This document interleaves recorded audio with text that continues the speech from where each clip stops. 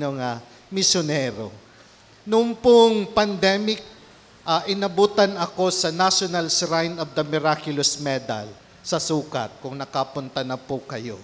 At isa sa mga proyekto namin, bago katuluyang makatulog, at isa sa mga proyekto namin ay magpakain ng mga tao. 600 halos araw-araw. Kaya ako lang ang isa sa mga may ID na pwedeng pumunta ng Divisoria. Yun yung advantage. Kaya hindi ako nakulong during pandemic. Pero isang beses, yung isang madre sabi sa akin, kapatid, siopaw na lang ang ipamigay natin, wag na yung kanin sa kaulam. Para yung ulam, yung adobo, ilagay na lang natin sa siopaw. Siyempre, magandang ideya. Siyempre, gumawa kami ng medyo malaki-laking siopaw at nandun na yung adobo. Pinamigay namin, kasama ko yung mga kabataan. May binigyan kaming isang lalaking nakaupo sa trangkahan. Pagkatapos naming ibigay, pagkakagat niya, itinapon niya yung siopaw. Kaya sabi namin, anong klaseng tinutulungan? Siyempre, sa isip-isip ko lang, hindi ako pwedeng nakakatuksong magalit, di ba? Kaya pag uwi namin yung mga kabataan, sabi sa akin, naku Father, wag na tayong bumalik doon. At wag na natin bibigyan yung mamang yon. Diba? Siyempre, ganun talaga, di ba? Pero, hindi pa rin ako nagsawa. Mga after 3 days, bumalik kami doon sa kanilang sona at meron na kaming dala, kanina at pritong galunggong. So inabot ko, nasa trangkahan siya ulit.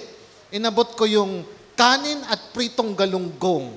Sabi nung mamang nasa trangkahan, sabi niya, wala ba tong sausawan? Ay, mahirap talagang tumulong. Ikaw na ang tumutulong, ikaw pa mismo ang minsan magdududa, tama ba ang pagtulong ko? Parang nakakapagod dahil masyadong demanding yung tinutulungan. Mga kapatid, tulad din ni Simon, na halos napagod sa pamamalakaya, pero walang nakukuhang isda. Marahil kayo din minsan napapagod sa mga anak yung araw-araw na lang halos pinapaalalahanan na magsimba, pero wala dito, kayo-kayo pa rin. Minsan, nagsasawa na kayo. Doon sa mga asawa niyong lalaki, nasaan sila? Bakit konti lang ang nandito? Halos araw-araw na natin silang pinapaalalahanan na minsan nakakapagod din. Yung mga kamiyembro ng BEC, miyembro pa naman ng BEC, tapos kung magchismisan at magsiraan, wagas. Kaya minsan nakakapagod na. No? Pagka po tayo napapagod at nananawa, huwag po tayong susuko. Dahil kapag ka ang pagod ay nasa puso na, mawawalan tayo ng gana at mawawalan tayo ng saya. Ito yung sinasabi sa atin ng Ebanghelyo. At ito rin ang sinasabi sa atin ng mahal na ina, na huwag tayong mapapagod kahit minsan ang mga utos ng Diyos ay napakalaki kumpara sa ating mga puso. Siguro kung napagod ang mahal na birhen, hindi maipanganganak ang ating Panginoon.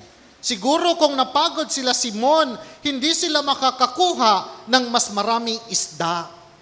Kaya kapag kapo napapagod tayo, walang ibang dapat sundin, hindi ang ating kaloobang pagod, kundi ang kalooban ng ating Panginoon. Si Maria, hindi lang pagod, kundi takot na takot nung binalitaan ng anghel. Pero ang masinunod ay ang kalooban ng Diyos. At hindi lang basta niya ipinanganak si Jesus para sa atin, kahit mismong siya ay hindi dinapuan ng kamatayan. Kaya siguro tayo na mga deboto ng mahal na ina ay huwag magpadala sa pagod, huwag magpadala sa takot, kundi sundin natin ang kalooban ng Diyos upang kahit na sa ating kamatayan ay hindi tayo masasaktan. Amen. pagkatapos po ng pandemic, ito kwento na, chismis na po ito. Pagkatapos po ng pandemic, may tumawag po sa parokya. Sabi niya, Father, may magpapa-anoint. Di ako naman siyempre anointing, pumunta ka agad ako.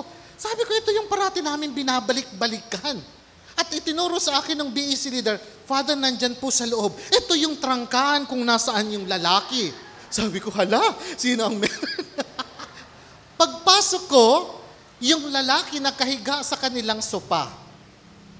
Sabi nung asawa, Father, magpapa-anoint siya. Yung lalaki na nagtapon ng siopaw, yung lalaki na humingi pa ng sausawan, magpapa-anoint na. Sabi ko, ano pong nangyari? Sabi niya, Father, matagal na po akong may cancer. Yung pong nakikita niyo ako na nasa trangkahan, hindi po kasi ako nakakatayo. Dahil ako po ay may sakit. Minsan mainit ang aking ulo kapag ang pagkain ay hindi pwede sa akin. Siguro yung siopaw hindi para sa kanya at mainit ang ulo niya sa mga panahon na yon. Sabi niya, Father, magpapa-anoint ako dahil hindi mo ako sinukuan. Father, magpapa-anoint ako dahil sa hindi niyo pagsuko, nakita ko ang Diyos na buhay. Siguro kung hindi ko na siya binalikan, baka mawalan siya ng pag-asa. Siguro kung ang kalooban ko lang napagod ang aking sununod, hindi ko na siya binalikan. At pagkatapos noon ay magpapa-anoint siya dahil nag-submit na siya sa procedure ng kanilang medical operation. Medyo 50-50 kung makakasurvive. After a week, may tumawag, Father, yung pong inanoint nyo, hindi nakasurvive. Nalungkot ako dahil parang hindi pinagbigyan yung aking kahilingan. Pagpunta ko doon sa bahay, kung nasaan naroroon na siya at patay na, sabi ng asawa, Father, hindi po siya malungkot nung namaalam. Tuwang-tuwa po siya dahil kahit papano alam niya at panatag kanyang kalooban dahil naramdaman niya na pinatawad siya ng Diyos sa lahat niyang kasalanan. Siguro mga kapatid, ito yung produkto. Kung susundan lamang natin ang ating mahal na ina na naglilingkod sa kalooban ng Diyos, maraming mabubuhayan ng pag-asa. Siguro kung ang kalooban ng ating Diyos ang parati lang nating susundan, totoo na mararamdaman ang Diyos na buhay kahit minsan sa gitna ng pagsubok at kawalan.